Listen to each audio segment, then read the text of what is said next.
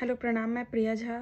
आप लोग के सामने बहुत दुखद घटना जो अभी हुई है, अतुल सुभाष जी ने जो सुसाइड किया है, उनके बारे में कुछ कहना चाहती हूँ। कब से ऐसे मन में लग रहा था कि ये सिर्फ 34 साल का बच्चा, किसी का भाई, जवान बेटा जब कोई खोता है ना, तो उसका दुःख क्या होता है ना, वो उनके परिवार वाले ही समझ पा रहे होंगे।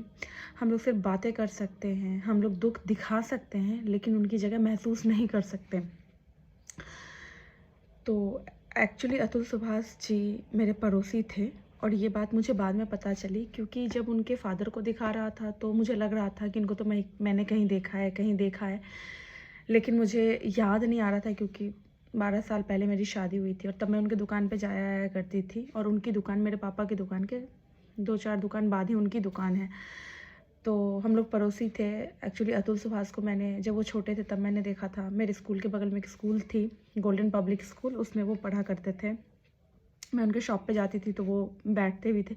मैं अचानक से वो सारी चीज़ें याद करने लगी जिनको आप एक्चुअली जानते हो ना, उनके साथ कुछ होता है तो और ज़्यादा आप खुद नम हो जाते हो कि ऐसा कैसे, इतनी बड़ी सनसनी ये जो न्यूज़ है, अरे ये मेरा पड़ोसी था। ऐसा सडनली मुझे जब पता चला कि ये मेरे पड़ोसी थे, मैं तो एकदम से शॉक्ड हो गई।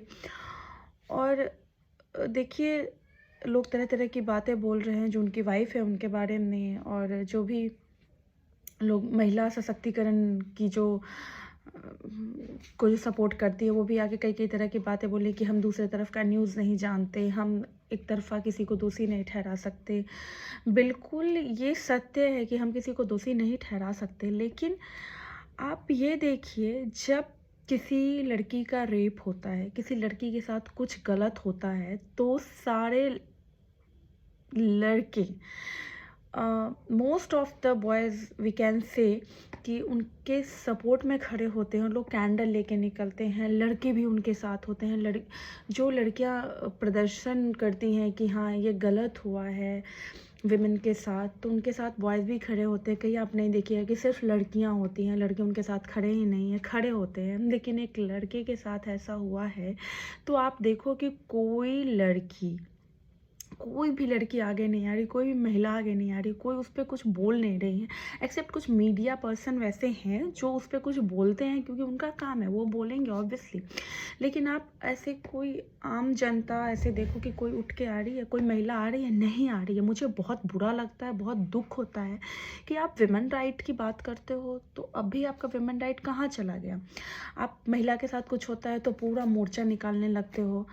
दैट्स गुड, और वो असर भी करता है। तो एक पुरुष के साथ हुआ तो ऐसा क्यों नहीं। और हाँ, मैं भी निकिता की तरफ की बातें नहीं जानती कि क्या गलत है क्या सही है, लेकिन इतना तो मैं कह सकती हूँ कि कुछ ना कुछ स्टार्ट हुआ होगा। स्टार्टिंग में ऑब्वियसली हम ही हस्बैंड वाइफ, हम लोग जैसे जितने भी हैं, क्या उनके लाइफ में कुछ होता नहीं, ऐसा नहीं, बहुत कुछ होता है। कोई सह पाता है, कोई नहीं सह पाता है, कोई कम में ही हिम्मत हार जाता है कि अरे यार मुझे नहीं रहना साथ में। लोग अलग होने लगते हैं, अलग होने लगते हैं, चीज़ें ख़राब होने लगती है, लोग गुस्सा में एक दूसरे पे ऐसे ऐसे ब्लेम डालने लगते हैं। ये टोटली गलत है, बिल्कुल गलत है। ऐसा बिल्कुल मत कीजिए। आपकी ऐसे जो आपकी नीयत है ना, इसकी वजह से किसी की जान जा सकती है, जैसा कि अभी हुआ है।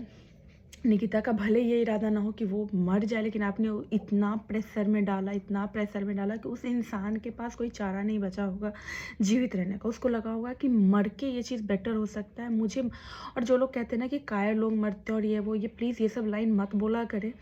मरने के लिए ना बहुत हिम्मत चाहिए होती है, बहुत हिम्मत। मैं अभी बैठ के वीडियो बना रही हूँ, एक सांप को मेरे ऊपर फेंक दे तो मैं यहाँ से कूद जाऊँगी, मुझे इतना डर लगेगा।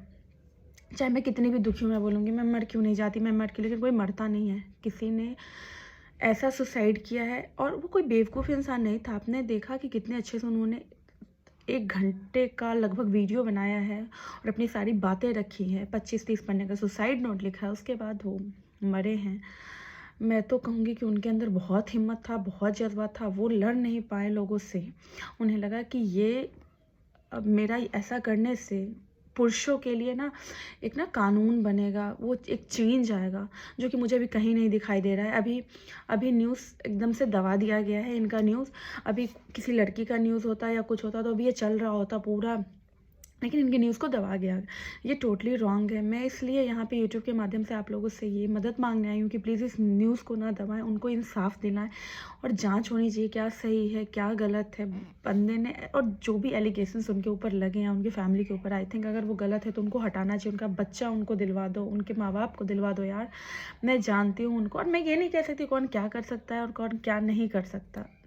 मैं ये कह सकती हूँ मेरे पड़ोसी थे, लेकिन उनके अंदर क्या था वो मैं नहीं जानती हूँ। लेकिन ये सारी बातें जो सामने आई हैं ना, ऐसा ये ये जो इतना दुखद घटना हुआ है ये इतना आसान नहीं है। इसमें कुछ ना कुछ सच्चाई तो है, ये तो सीधी सी बात है। और एक बात बताओ, हम जैसे आम इंसान ना, जब दो लोग बैठे ना और दो अपनी अपनी जुबानी सुनाएंगे मेरे साथ ये हुआ है, फिर भी हम जज कर पाते हैं कि नहीं कौन सही बोल रहा होगा कौन कौन गलत बोला। क्या ये कोर्ट डिसाइड नहीं कर पाता, ये जज नहीं डिसाइड कर पाती, ये वकील नहीं डिसाइड कर पाता? क्या ये अंधा कानून? अंधा कानून क्यों है अंधा कानून? कानून को अंधा नहीं होना चाहिए। आंखें खोलिए अपनी, सारे न्याय बदलनी चाहिए। सारे लॉ जो इधर उधर से बनाए गए उनमें चेंजेस लाने के बहुत ज़रूरी है। मेन के लिए भी लॉ होना चाहिए। और मैं अतुल सुभाष जी के लिए मैं अंदर से इतना नम फील करती हूँ, मैं बता नहीं सकती कि ये मुझे हमेशा लगता है ये कैसे हो गया। किसी आप अपने बच्चे को उस वहाँ पे देखो, मेरा एक 2 छोटा बच्चा है, मैं ना उसको खिला रही होती पिला रही, तो मुझे लगता है कि मैं इसको इतना प्यार कर रही हूँ, ऐसे कर रही हूँ, ये दुनिया देख रहा है, कितना खुश है। एक दिन बड़ा हो के क्या इसके ऊपर इतना प्रेशर आ सकता है कि ये अपनी जान ले लेगा? सोचो कि मैंने इसको 30 साल पाला, 34 साल पाला और ये चला गया। प्रेशर, एक तो नेचुरल डेथ होती है उसका कोई नहीं रोक सकता, इतना प्रेशर कि इसको आत्महत्या करना पड़ गया। आप इस कुछ जब सोचेंगे ना, चाहे वो लड़का हो चाहे वो लड़की, दुख माँ बाप को बहुत ज़्यादा होता है। उनके दुख की जगह जो पवन मोदी अंकल हैं, मैं उनकी जगह तो ले ही नहीं सकती। मैं सोच भी नहीं पा सकती कि उनको कितना दुख हो रहा होगा या उनकी वाइफ को कितना दुख हो रहा होगा।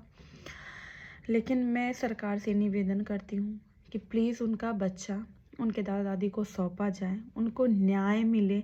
इतना मैं ज़रूर कह सकती हूँ कि उनके बच्चे की जो देखभाल अब वहाँ होगी वो कहीं और नहीं होगी, उनको सौंपा जाए।